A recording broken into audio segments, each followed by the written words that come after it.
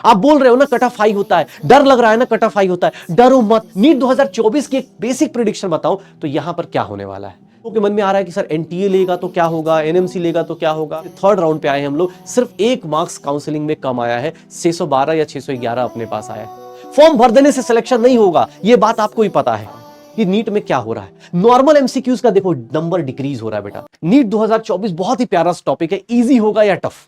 अब इजी होगा या टफ इसके बारे में बात कर लेते हैं।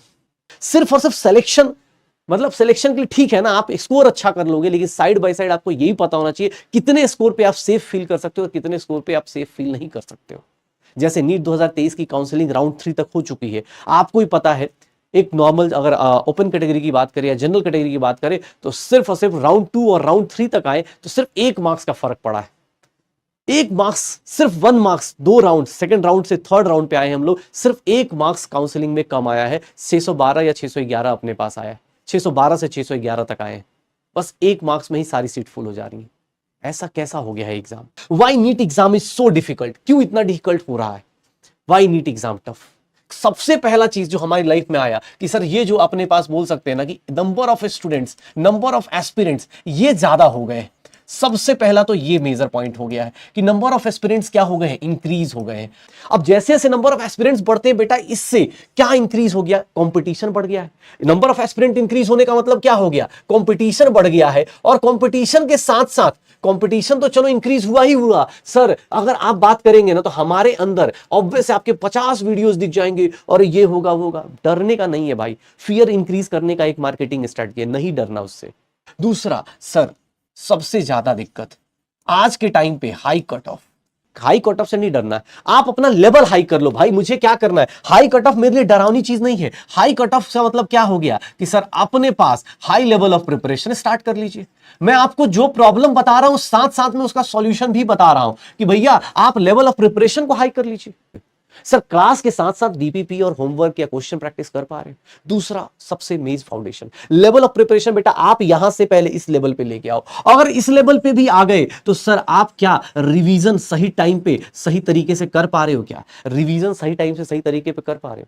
उसके बाद आप टेस्ट कितना दे रहे हो, टेस्ट कितना दे रहे हो, और उसमें जो मिस्टेक्स है, मिस्टेक्स के एनालिसिस कितनी हो रही है, मिस्टेक्स रेक्टिफिकेशन कितना हो रहा है, मिस्टेक रेक्टिफिकेशन कितना कर रहे हो, ये देख लो कि सर मिस्टेक्स को कितना चेंजेस कर रहे हैं। इस मिस्टेक इस टेस्ट में इतना टेस्ट, मतलब इस टेस्ट में अगर 2 क्वेश्चन गलत हुए तो उसकी मिस्टेक्स को एनालाइज करो और उसको अगले टेस्ट में रिपीट ना करो। आप बोल रहे हो ना कट ऑफ हाई होता है, डर लग रहा है ना कट ऑफ हाई होता है, डरो मत। तो सर कट ऑफ हाई होना, उसका सॉल्यूशन एक ही है, आप अपनी प्रिपरेशन को हाई लेवल पे लेके जाओ। मैं ये नहीं बोल सकता कि नहीं मैं तो यार, ऑब्वियस है बेटा, मैं सही बता रहा हूं। अगर मैं फिल्टर लगाऊं ना, मैं बार बार आप लोगों को बताता हूं कि 20 लाख अगर स्टूडेंट है ना तो इससे डरने की जरूरत नहीं। 20 लाख लोग अगर फॉर्म भर रहे हैं ना, फॉर्म भर देने से सिलेक्शन नहीं होगा, यह बात आपको ही पता है। 20 लाख लोगों में से फिल्टर खुद ही लगा लो सर। 20 लाख लोगों में से बहुत सारे लोग जिन क्लास ही नहीं अटेंड कर पा रहे, ये अपने आप ही फिल्टर हो जाता है। मैं एक एवरेज डाटा बता देता हूं कि 10 लाख लोग ऐसे होते हैं जो 20 लाख लोग तो फॉर्म फिल करते हैं, ये 20 लाख लोग फॉर्म फिल कर दिया, ठीक है 20 लाख लोग फॉर्म फिल कर देते हैं, लेकिन 10 लाख लोग ऐसे होते हैं जो बोलते हैं ना कि यार सिलेबस, या बोल सकते हैं थोड़ा मतलब सीरियस कैंडिडेट हो जाते हैं, सीरियस कैंडिडेट होते हैं। और सीरियस कैंडिडेट्स में से भी बात करूं तो 10 लाख लोगों में से सर फाइट जो होती है ना, रियल फाइट जो होती है वो 5 लाख एस्पिरेंट्स के लिए होती है। जो रियल फाइट होती है, जो रियल कंपटीशन होता है आपका, वो 5 लाख लोगों के बीच में हो रहा होता है। और उसमें से 50,000 और 1 लाख सिलेक्शन लेना बहुत आसान है।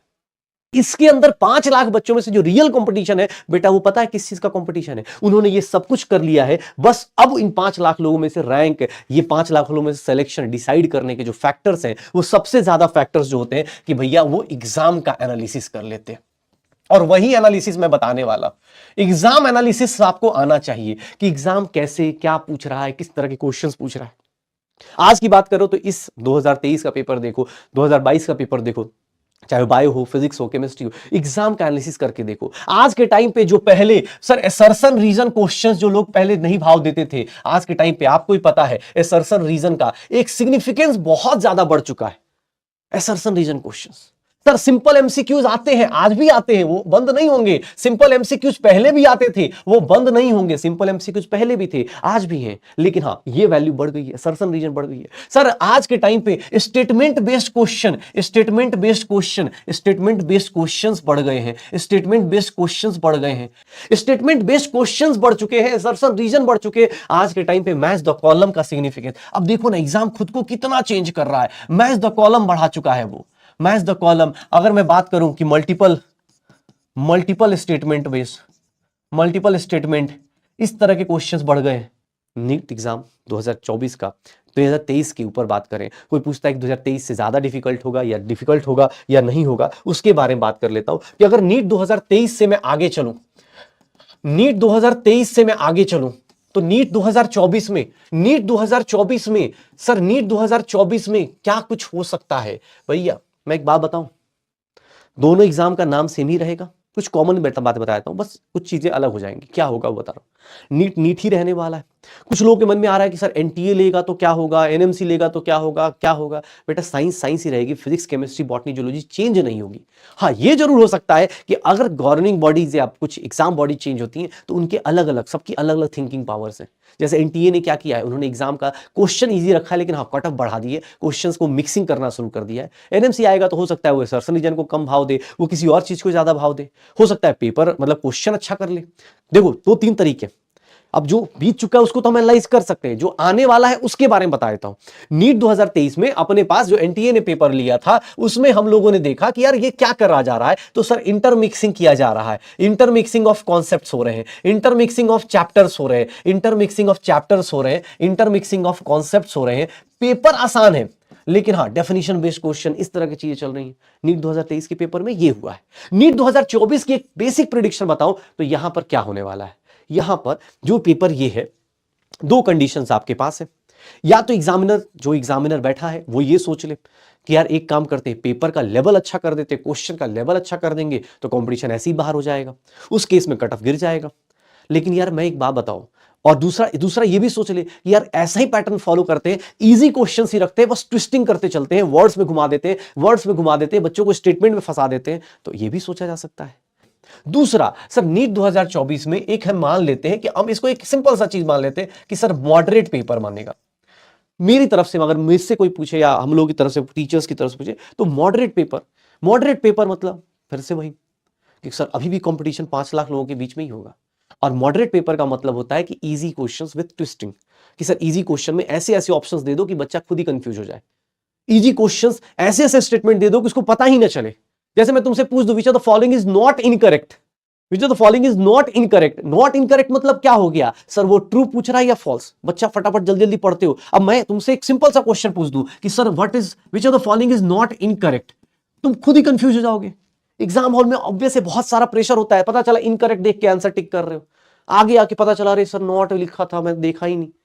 दिमाग तो ऐसे ही चलता है। एग्जाम हॉल में हम ऐसे ही तो आउट होते, कंपटीशन से ऐसे ही तो आउट होते। तो मैंने क्या बोला आपको, मॉडरेट इसलिए डरा भी नहीं रहा हूं, बस आपको बता रहा हूं कि आपको बस बेसिक स्टेटमेंट बेस्ड क्वेश्चंस पे तैयार होना है। आप पेपर्स देना है तो आप उसके मिस्टेक्स को देखिएगा, आप ऐसे ट्विस्टिंग को देखिएगा और अपने प्रिपरेशन को अच्छे करने की कोशिश कीजिएगा। क्योंकि आप देखेंगे, जैसे मैं आपके पास एक एनालिसिस दिखाता हूं जो हम लोगों की टीम ने किया है, वो एनालिसिस ये है, देखिए। नीट ईयर में 2023 की बात कर लेता हूं, 2022 की बात कर लेता हूं, 2021 की, 2000 जो मैं बोल रहा हूं उसके पीछे का रीजन भी बता रहा हूं कि नीट में क्या हो रहा है। नॉर्मल एमसीक्यूज का देखो नंबर डिक्रीज हो रहा है बेटा। नॉर्मल एमसीक्यू जो तो 75 थे 2021 में, अब देखोगे तो 659 हो चुके हैं। मैच द कॉलम देखो अपने पास, पढ़ते जा रहे हैं। ये देखना सर, ये देखो multiple statement question, assertion reason पहले 0 था, आपके टाइम पे 20 चल रहा। मैं अगर सीधी सी बात करूं कंक्लूजन में, तो नीट 2024 का पेपर, भैया देख लो, बार बार बोल रहा हूं, नीट 2024 का पेपर मेरे से कोई पूछे तो मॉडरेट एंड ट्रिकी बोला जाएगा। मॉडरेट एंड ट्रिकी बोल देंगे कि मॉडरेट प्लस ट्रिकी हो सकता है। दूसरा, सर आपको क्या करना है प्रिपरेशन में, बार बार बोल रहा हूं कि सर एग्जाम हॉल की प्रिपरेशन कीजिए। प्रिपरेशन अपने लिए मत कीजिए।